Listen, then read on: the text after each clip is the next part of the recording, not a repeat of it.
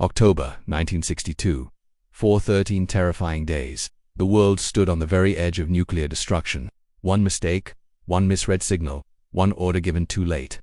This was not World War III, but it came closer than humanity ever has. This is the story of the Cuban Missile Crisis, the moment our world almost ended. After World War II, the globe was split in two. On one side stood the United States and its allies, championing capitalism and democracy. On the other, the Soviet Union and its bloc, committed to communism. Both superpowers were armed with nuclear weapons, arsenals powerful enough to incinerate entire cities in a flash.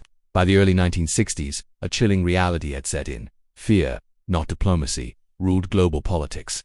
Every move was a calculation, every alliance a strategic play in a game where the stakes were planetary survival.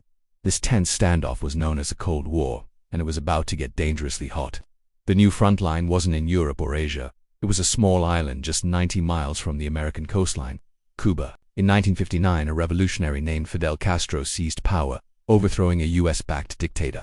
Soon after, Castro aligned his new government with the Soviet Union. To Washington, a communist state so close to its shores was an unacceptable threat. To Moscow, it was a golden opportunity. Soviet Premier Nikita Khrushchev saw a chance to level the playing field. The US had nuclear missiles in Turkey, right on the Soviet border. Now, the Soviets could do the same. Secretly, under the cover of night, and disguised as ordinary cargo, Soviet nuclear missiles and the equipment to launch them were shipped to Cuba, their target, the United States. On October 14, 1962, a high-altitude American U-2 spy plane soared over the Cuban landscape on a routine reconnaissance mission. The photographs it captured sent a shockwave through the White House. They were undeniable. Images of medium-range and intermediate-range ballistic missile sites under construction. Once operational, these missiles could strike major U.S. cities like Washington, D.C., New York, and Los Angeles within minutes, with almost no warning. The chilling intelligence was presented to President John F. Kennedy immediately. The secret was out. The countdown had begun. What followed were 13 days of unimaginable tension and fear. Kennedy convened a secret group of advisors known as XCOM to debate the response. Some generals pushed for an immediate airstrike and invasion of Cuba. Others feared that would trigger a no-out nuclear war. Kennedy chose a middle path, a naval quarantine of Cuba, a blockade in all but name, to stop any more military supplies from reaching the island. The U.S. Navy formed a ring of steel around Cuba.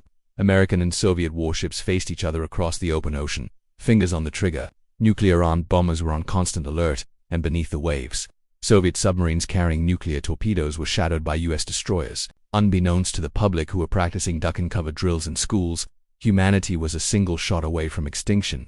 Behind the scenes, frantic and desperate messages flew between Washington and Moscow. Tensions peaked when a Soviet surface-tier missile shot down an American U-2 spy plane over Cuba, killing the pilot. The military demand for retaliation was deafening. It was the moment of maximum danger. A strike on the missile site would have likely led to a Soviet response, perhaps against U.S. missiles in Turkey, escalating into a full-scale exchange. But Kennedy chose restraint, holding back the military and placing his faith in a last-ditch diplomatic effort. Through back-channel negotiations, a fragile deal began to take shape, a chance to pull back from the abyss. Finally, on October 28th, the world breathed a collective sigh of relief. The Soviet Union announced it would dismantle the missile sites in Cuba and return the weapons to Russia, under United Nations verification. In return, the United States publicly promised not to invade Cuba, but there was another, secret part of the deal.